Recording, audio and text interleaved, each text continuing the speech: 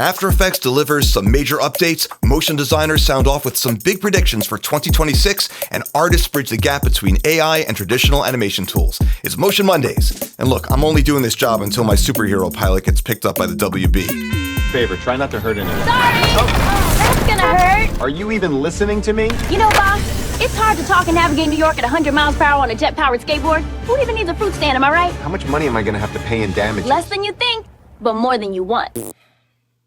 It may be a while.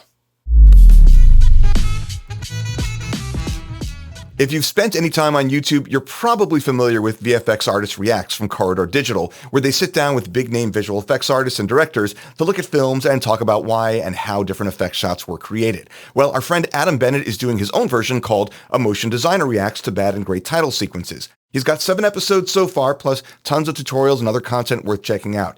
He looks at new and old title sequences, sometimes stuff that's in theaters right now, sometimes rewatching the classics, and he breaks down the visual language of these openings and closing text treatments. He dives into stop motion, realistic signage, hand-drawn animation, the works. He even talks about budget constraints and other issues that shape modern opening credits. If you want to get more familiar with the visual language of credit sequences, this is a great show to check out. Find the link in the show notes below.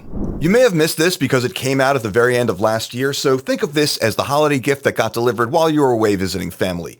Production Crate just released a free black hole plugin for After Effects as a part of their LaForge suite. This thing is legitimately cool. It simulates the path of light as it's warped by the curvature of space, letting you see the accretion disk behind the black hole from the top and bottom. It's got volumetric 3D noise, full artistic control over mass, speed, thickness, density, and color, plus a bunch of presets to get you started. And while the iconic black hole from Interstellar took like 100 hours to render per frame, this will take less than a second. It's completely free, so there's nothing to lose. What's your favorite free After Effects plugin? Let us know in the comments below.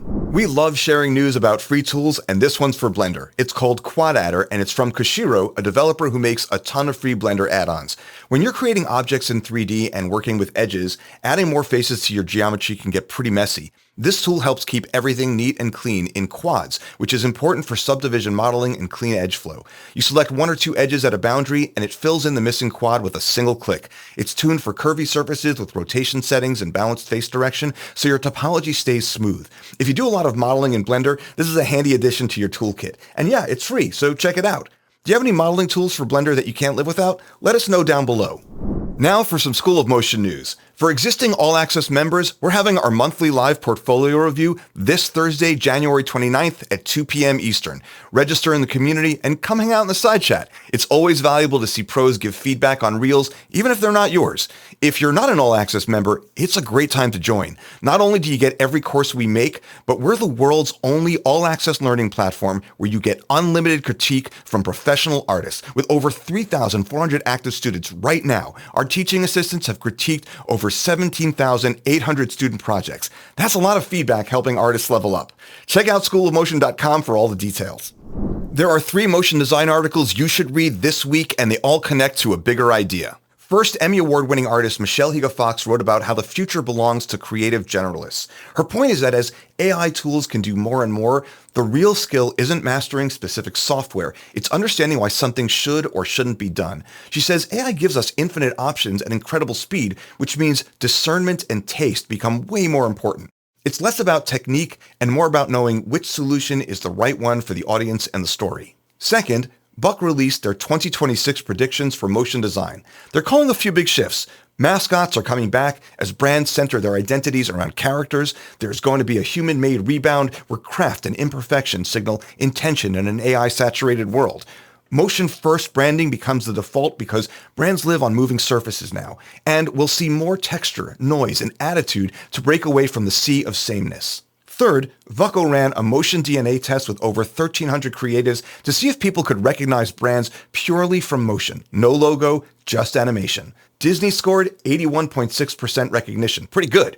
Uber, not so great at 14.5%. And people kept confusing it with Netflix or HBO. Their takeaway is that distinctiveness of motion is the foundation, and it has to be reinforced with consistency and time.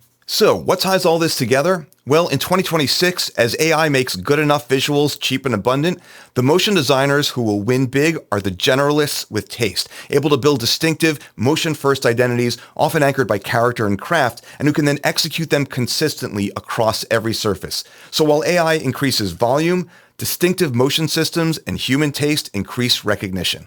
Get the links for all the articles in the show notes below. Speaking of distinctive motion, here are 3 pieces worth your attention. First, a sick reel from Sam Larchik, a freelance motion and interaction designer from Melbourne, Australia. His work spans a wide variety of styles and formats, which makes sense because he's using After Effects, Cavalry, Rive, Cinema 4D, and a whole bunch of other software. The motion in his reels feel alive and adapts to any style. Really beautiful work all around. Next, we have a 3D evolution of Paris video showing the city from 300 BCE to 2025 made entirely in Blender. The artist isn't listed, but he says it's based on the work of French architect and historical cartographer Michel Huart. It's simple, but it also has some nice depth of field that makes it feel physical, and it's a fascinating look at how the city evolved over time. Given how popular the videos become, the creator said that they'll be working on other cities too. And finally, Frame, a studio from Denmark known for high-end luxury brand animation and design, just posted this beautiful piece for Verpen's wire portable lamp. It's got everything you'd expect. Gorgeous lighting, thoughtful camera moves, that tactile quality that comes from careful material work. The composition is clean, the pacing is deliberate, the product looks premium.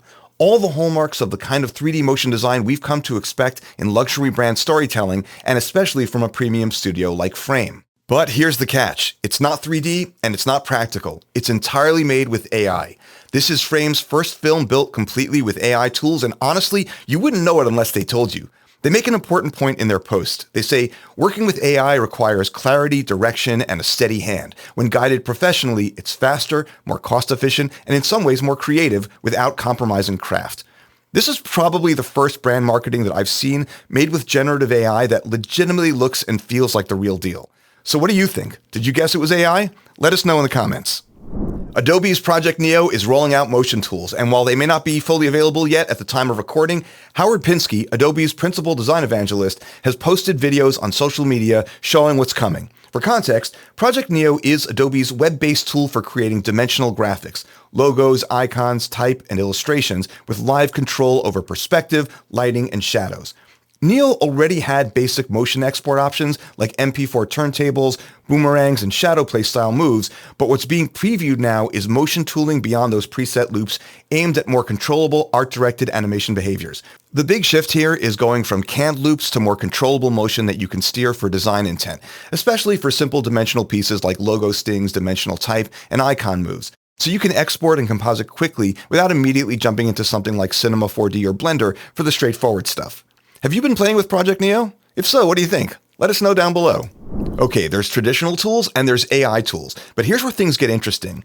Jan Yagella posted on LinkedIn showing how he mixed After Effects with Weavy, a node-based AI image and video iteration system to create a latte art stop-motion look. He animated shape layers in After Effects, then used Weavy to add organic surface realism and texture. The result is a unique stop-motion style that feels bespoke and tactile. Jan's unique workflow of After Effects to Weavy and back gave him results that wouldn't have been possible with either tool alone. In that same vein, I recently did an experiment myself combining animation from Unreal Engine using AI tools to place that character and his motion into different environments. Using the Higgsfield AI platform, I created a first frame of animation with Nano Banana Pro and then described the environment and interactions to Kling, and it did the rest. The end result was pretty amazing, full of dynamics and interactions that would be hard to replicate traditionally. While there is a lot of gloom and doom around generative AI, I truly believe we're about to see a ton of cool use cases that combine traditional design and animation tools with next-gen AI into new unique workflows, and that'll create a lot of opportunity for artists who are curious and keep an open mind. I think that people with traditional skills will have a huge advantage in this next iteration of our industry. To quote Jan, AI isn't replacing animators, it's just new brushes when paired with a solid workflow. What are your thoughts? We'd love to hear in the comments below. Our School of Motion Student of the Week is Gavin Feiritéar from Dublin, Ireland. Gavin just finished Cinema 4D Basecamp, the ultimate test, which is the final homework project for the course, and he absolutely rocked it. Throughout the piece, there's great motion full of character, especially the camera motion. I love his transitions and some of the subtle things he's done in the background to give it life. Everything feels alive and moving. Gavin says Cinema 4D Basecamp brought him from being a complete 3D novice to a place where he has the confidence to build, animate, light, and shoot intricate 3D worlds, and not only that, but to understand what he's doing and why. Congratulations, Gavin. We can't wait to see what you do next with your new skills. Our own EJ Hassenfratz, among several other notable speakers, is presenting at the Making Midwest Motion Conference. It's a one-day motion design conference happening June 27th at the Columbus College of Art and Design. The speaker lineup is stacked. EJ, Aaron Sorosky, Kendra Ryan, Joe Pilger, and more to be announced. Something awesome about this conference is the pricing. They have an out-of-work ticket for $99, general tickets for really affordable $150, as well as VIP tickets. Use code EARLYBIRD at checkout for 10% off before February 1st. It's an inexpensive conference where you get to see some great speakers and connect with people in the motion design world. If you're going to be in the Columbus area, sign up by following the conference link in the show notes below. Okay, the big news for this week, After Effects 26 just dropped with some legitimately huge updates. Our good friend Eran Stern made a great walkthrough video if you want to dive deep, but I'll give you the highlights. First, you can now finally import SVG files natively as shape layers and start animating with full vector fidelity. When you convert Illustrator layers to shape layers, gradients and transparencies are preserved and remain editable. Plus, there are new gradient, scale, and rotation properties. Next, you can now create 3D parametric meshes like cubes, spheres, cylinders, and more directly in After Effects. You can combine shapes like building blocks to create unique objects, and there are new spot and parallel shadows to enhance 3D realism. Also, After Effects can now read and apply Substance 3D materials to both native meshes and imported models. There are over 1,300 free materials available via the Substance community assets, and you can animate any property of your materials. Next, variable fonts got a major upgrade. You can now animate every axis a variable font exposes using the text animator system with keyframes, expressions, and up to 8 axes per layer. And finally, some awesome quality of life improvements, a new unmult effect for removing black or white backgrounds, which is super useful in compositing, new audio effects including gate, compressor, and distortion, plus faster high-performance preview playback and native WinArm support. Oh, and Premiere Pro got some big updates too, the biggest one being an AI-powered object mask that lets you hover and click to create precise masks.